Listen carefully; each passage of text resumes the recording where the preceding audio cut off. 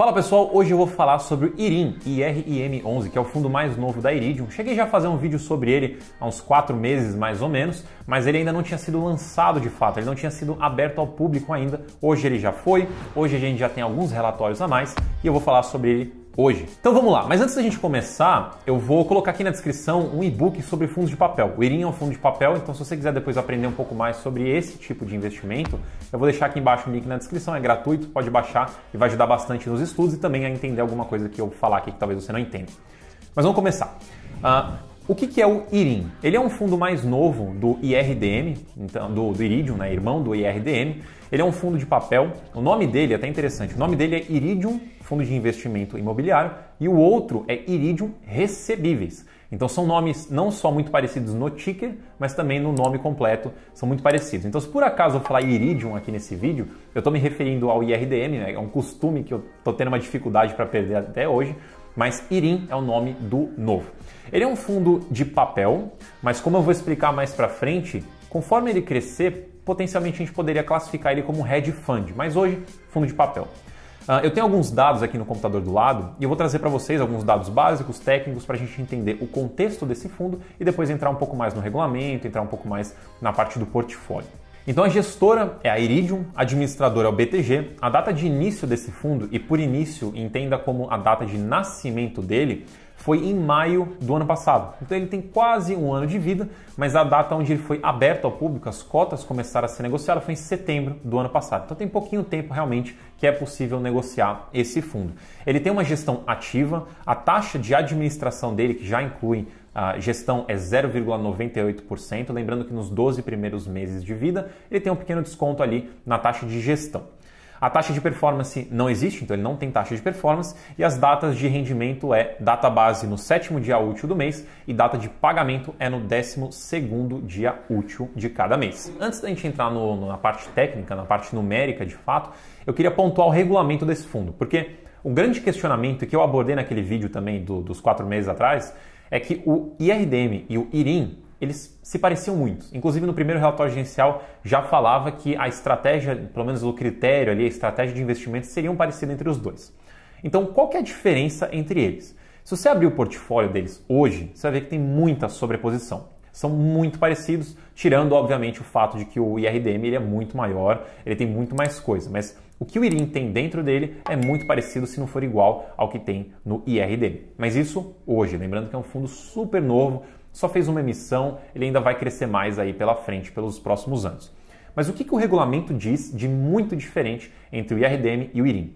O IRIM ele pode investir, de acordo com o regulamento dele, em imóveis, FIIs, SPS, FIPS, CEPACs, ações, debêntures, CRIs, FDICs, LCIs, LHs e LIGs também. Então você vê que é um regulamento super flexível. Ele basicamente pode fazer o que ele bem quiser. Porém, o gestor já mencionou em live, em entrevista, que ele não pretende investir em tudo isso. O foco desse fundo será em crédito. Então ele pode ter CRI, como ele já tem, ele pode ter fundos imobiliários, ele pode ter debêntures, pode ter FDICs, ele vai ficar mais nessa parte de crédito. Essa é a ideia. Mas pelo regulamento ele poderia se aventurar em quase qualquer coisa. Falando em dados técnicos, eu quero trazer aqui alguns números para vocês. Em termos de patrimônio, ele tem basicamente 130 milhões de reais, então é um fundo pequeno ainda.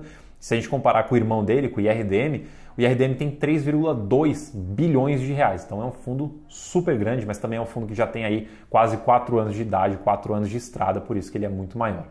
O valor patrimonial do IRIM, quando eu olhei, e isso aqui a gente está falando, os dados, né, a gente está falando dia 12 de janeiro de 2022, o valor patrimonial estava em R$ 99,79, a cotação estava em R$ 113, então isso dá um PVP de 1,13. O dividend yield, e por dividend yield, pense que é 4 meses que eu estou falando apenas, é de 4,87%. Mais para frente eu vou falar dos rendimentos individuais para a gente entender o patamar, mas olhando esses 4 meses, o dividend yield desse período foi de 4,87%. A base de cotistas são apenas 293 cotistas, então é um fundo minúsculo realmente, sendo que um cotista só, que foi na verdade o primeiro investidor e ainda é o maior investidor desse fundo, é o BCFF. De acordo com os dados que a gente olhou no dia 12 de janeiro, ele tinha mais de 99% das cotas do fundo. Então, praticamente, esse fundo tem um cotista só, se você falar em realmente relevância. A liquidez média diária desse fundo é de R$21 mil, R$21.400. Então é uma liquidez super baixa realmente. Ele é um fundo pequeno, como eu mencionei, e se a gente fizer só uma comparação para o Iridium, o Iridium tem mais de 200 mil cotistas e a liquidez dele é quase 10 bilhões de reais por dia, liquidez média diária. Então você vê a diferença de magnitude entre os dois fundos. Os ativos dele são 18 CRIs e 6 FIIs, sendo que o Iridium lembra, IRDM, ele tem mais de 100 ativos no total. E o regime de distribuição, que é uma informação que eu acho interessante passar também, é por caixa, tanto para o IRDM quanto para o IRIM. Aí para a gente falar um pouquinho dos rendimentos mesmo, eu mencionei que o dividend yield ali dos 4 meses era na casa dos quase 5%. Como são só 4 rendimentos que a gente tem divulgados e um deles foi divulgado agora recentemente, a gente consegue olhar um por um para entender como é que está a performance dele hoje em dia. Então se a gente começar lá em outubro, ou seja, data de pagamento, em outubro ele pagou 1%, 1,04%, foi R$ 1,18. Aí no próximo mês ele já aumentou para 1,27%, lembrando, dividend yield do mês. E depois para o mês 12, dezembro, ele praticamente manteve, ficou em 1,23% e agora pagando em janeiro 1,33%. É o maior rendimento que ele teve aí até hoje. Então é um fundo que ainda está aí se consolidando em termos do portfólio atual dele, tem entregado uma renda maior, principalmente pela questão do IPCA estar subindo, o CDI estar subindo. Então você consegue ver isso nos rendimentos. Inclusive você consegue ver isso no rendimento de praticamente todos os fundos de papel. Devem estar aumentando aí no mês a mês, ou pelo menos nos últimos meses, dado esses indicadores que vêm subindo também. Vamos entrar agora na questão do portfólio de fato. Eu peguei aqui o portfólio do último relatório gerencial e também peguei o do primeiro que eles soltaram. Então, novembro agora de 2021 foi o último que eles soltaram, então a gente está para receber o de dezembro, talvez quando esse vídeo sair já tenha saído de dezembro, mas lembre que eu estou falando de novembro de 2021 e o primeiro que eles soltaram foi em agosto. Então a gente tem aí 4 meses para a gente analisar.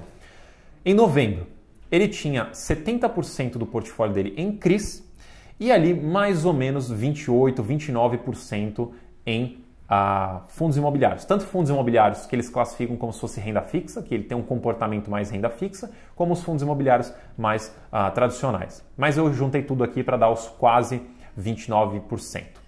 Em agosto, ele tinha 65% em CRIs e ali 32%, quase 33% na parte de fundos imobiliários. Então você vê que, apesar de ele não ter caixa desde lá de agosto até hoje, ele conseguiu fazer algumas modificações na carteira, ele aumentou um pouquinho a parcela dele de CRIs desde lá para cá. Parcela de FIIs deu uma reduzida.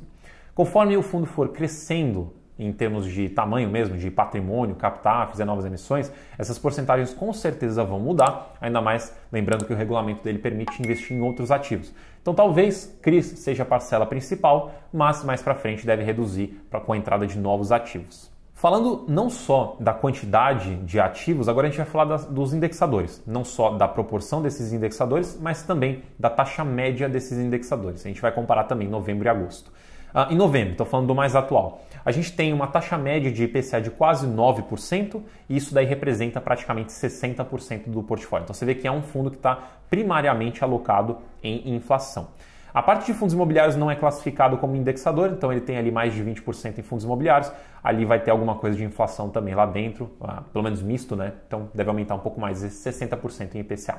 Em CDI+, a taxa média é de 5,63%, representa um pouco mais de 7% do patrimônio. A taxa pré-fixada é de 12%, isso dá quase 4% do patrimônio. E GPM é uma taxa média de 9,25%, menos de 3% do patrimônio, e uma porcentagem do CDI, que na verdade seria referente ao caixa, então não é relevante aqui para o nosso estudo, ele tem uma taxa média de 99% do CDI, e isso daí representa menos de 2% do fundo. Aí fazendo uma comparação com agosto, sem entrar super em detalhe um a um, a gente consegue ver que houve um aumento na questão de IPCA em termos de porcentagem do patrimônio, então foi de 56 e 57 para 60 e 63, e a taxa média teve uma redução.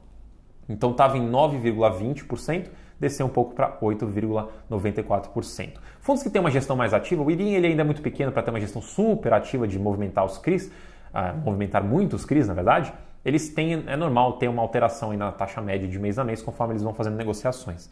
Em termos das outras posições, as posições ficaram muito parecidas e também as taxas médias. Então, o relevante mesmo é mais a parte do IPCA, que teve uma queda na taxa média e um aumento aí na porcentagem do patrimônio. Então, assim, para a gente resumir um pouco o IRIM, Ele é muito parecido com o IRDM, ele tem como propósito ser parecido com o IRDM nessa questão dos CRIs e dos FIIs, mas ele tem um regulamento amplo que se assimila mais a um hedge fund e ele deve ter aí no futuro, conforme ele crescer, outros tipos de ativos, potencialmente ações, potencialmente debentures, potencialmente aí outras coisas de crédito, mais focado em crédito. Apesar dele poder investir em imóveis como tem no regulamento, foco é crédito. Então são dois fundos parecidos. O IRDM já anunciou também recentemente que no primeiro semestre de 2022 ele não deve fazer emissões, mas o IRIM, por ser pequeno, ele potencialmente, se o mercado permitir, pode ser que tenha a oportunidade de fazer novas emissões, crescer, adquirir novos ativos, diversificar essa carteira que ainda é pequena, aumentar a base de cotistas que também é pequena, consequentemente aumentar a liquidez também.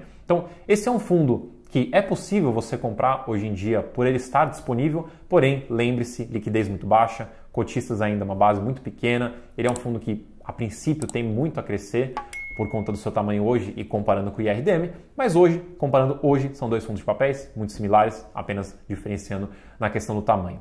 Então espero que você tenha curtido, espero que eu tenha tirado suas dúvidas sobre o IRIM e não esquece de dar uma olhada aqui na descrição, ver o e-book que a gente deixou para você, se inscreve no canal, qualquer dúvida deixa nos comentários e a gente se vê na próxima.